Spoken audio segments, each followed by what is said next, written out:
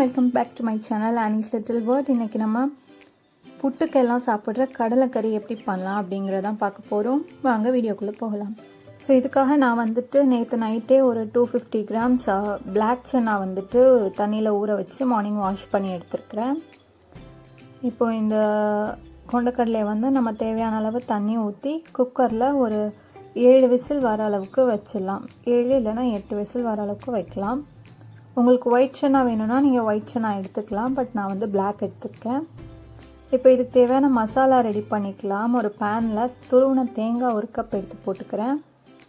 இந்த தேங்காயை மீடியம் ஃப்ளேமில் கரிஞ்சிடாமல் நல்லா வறுத்து எடுத்துக்கணும், கோல்டன் ப்ரௌன் ஆகிற அளவுக்கு.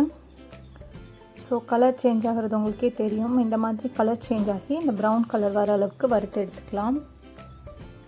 ஸோ இப்போ வறுத்த தேங்காவை மாற்றிட்டு அதே பேனில் 1 டேபிள் ஸ்பூன் அளவுக்கு சோம்பு, 1 இன்ச் அளவு சின்னதாக உடைச்ச பட்டை, ஒரு ஹாஃப் பே லீஃப், கொஞ்சமாக ஜாதிக்காய், ஒரு ஸ்டார், ஒரு 3 க்ளவுஸ், அப்புறம் ஒரு 10 பெப்பர் போட்டு அதை கரிஞ்சிடாமல் இப்படி ரோஸ்ட் பண்ணி எடுத்துக்கிறேன். இப்போ இது ரோஸ்ட் ஆகி வரும்போது இது கூடவே நம்ம காரத்துக்கு தேவையான மசாலாஸ் ஆட் பண்ணிக்கலாம். ஸோ இப்போ நான் 1.5 ஸ்பூன் வத்தல் பொடி, ஒரு பிஞ்ச் மஞ்சள் பொடி, 2 ஸ்பூன் மல்லித்தூள் ஆட் பண்ணிக்கிறேன். இது கரிஞ்சிடாமல் நல்லா ரோஸ்ட் பண்ணி எடுத்துக்கலாம். நம்ம ஏற்கனவே இதில் பெப்பர் ஆட் பண்ணியிருக்கோம். ஸோ சில்லி பவுட்ரு எனக்கு இது போதுமானது. உங்களுக்கு காரத்துக்கு தகுந்தாப்பில் நீங்கள் ஆட் பண்ணிக்கலாம். இப்போது இதையும் ரோஸ்ட் பண்ணி எடுத்துகிட்டு நம்ம ஆல்ரெடி ரோஸ்ட் பண்ணி வச்சுருந்த தேங்காய் கூட எடுத்து வச்சுக்கலாம். ஆறுனதுக்கப்புறம் ஒரு மிக்ஸி ஜாரில் போட்டு 1 டம்ளர் தண்ணி விட்டு நல்லா பேஸ்ட்டாக அரைச்சி எடுத்து வச்சுக்கலாம். இப்போ ஒரு பேனில் ஆயில் விட்டுட்டு ஆயில் சூடானதும் கடுகு போட்டிருக்கேன். கடுகு வெடித்து வரும்போது ஒரு பெரிய வெங்காயம் நான் சின்ன சின்ன பீசஸாக சாப் பண்ணி வச்சுருக்கேன். அந்த பெரிய வெங்காயத்தை இது கூட ஆட் பண்ணிக்கலாம். இப்போ இந்த பெரிய வெங்காயம் லேசாக வதங்கி வரட்டும். அது கூடவே நான் ஒரு 10 சின்ன வெங்காயம் சின்ன சின்ன பீசஸாக கட் பண்ணி எடுத்து வச்சுருக்கேன். இப்போ இந்த வெங்காயத்து கூட நம்ம அந்த சின்ன உள்ளியும் ஆட் பண்ணிக்கிறோம். ரெண்டும் சேர்த்து நல்லா ப்ரௌன் ஆகிற வரைக்கும் நல்லா ரோஸ்ட் பண்ணிக்கலாம்.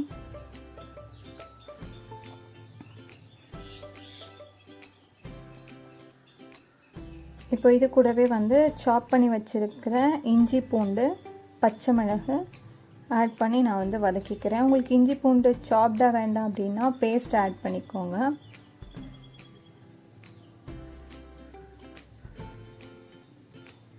இதெல்லாம் வதங்கி வரும்போது இது கூடவே ஒரு கை அளவு கருவேப்பிலையும் ஆட் பண்ணி நல்லா வதக்கிக்கிறேன்.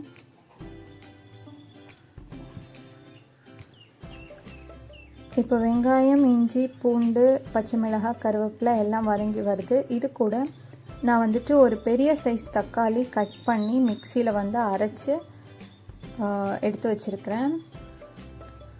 அந்த தக்காளி பியூரி நம்ம இது கூட ஆட் பண்ணிக்கலாம்.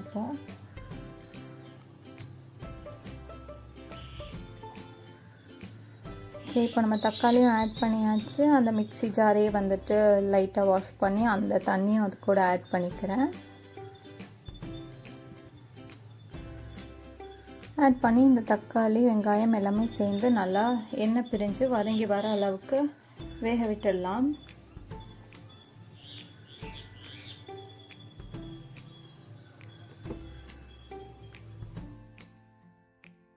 ஓகே, இப்போ நம்ம ஆட் பண்ண எல்லாமே வதங்கி வந்துடுச்சு. இது கூட நம்ம அரைச்சி வச்சுருக்கிற வறுத்த தேங்காய் அண்ட் மசாலாவோட பேஸ்ட் ஆட் பண்ணிக்கிறோம்.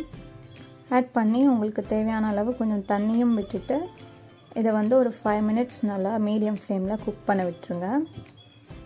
நான் சென்னா வேக வைக்கும் போதே குக்கரில் அதுக்கு தேவையான சால்ட் போட்டு தான் வேக வச்சேன். ஸோ இப்போ இந்த மசாலாவுக்கு தேவையான உப்பு மட்டும் சேர்த்து நீங்கள் கொதிக்க விட்டுக்கோங்க. இப்போ இது நல்லா கொதித்து வந்ததுக்கப்புறம் அதில் 1 கப் தேங்காய் பால் எடுத்து வச்சுருக்கிறேன், அதையும் சேர்த்துக்கிறேன். அதையும் சேர்த்து ஒரு 2 மினிட்ஸ் மீடியம் ஃப்ளேமில் நல்லா குக் பண்ண விட்டுடுறேன். அவ்வளோதான், நம்மளோட கடலைக்கறி சூப்பராக ரெடி ஆகிடுச்சு. நீங்கள் இதை புட்டு கூட சாப்பிட்லாம், இடியாப்பத்து கூட சாப்பிட்லாம், நல்லாயிருக்கும். இட்லி, தோசை அந்த மாதிரி டிஃபன் ஐட்டம்ஸ் கூடயும் நீங்கள் இதை சாப்பிட்லாம். நீங்களும் இதை ட்ரை பண்ணி பாருங்கள். பிடிச்சிருந்தா கமெண்ட் பண்ணுங்கள். இன்னொரு இன்ட்ரெஸ்டிங்கான வீடியோலேருந்து சந்திக்கும் வரை, this is Annie. Bye bye. Thank you for வாட்சிங் மை வீடியோ.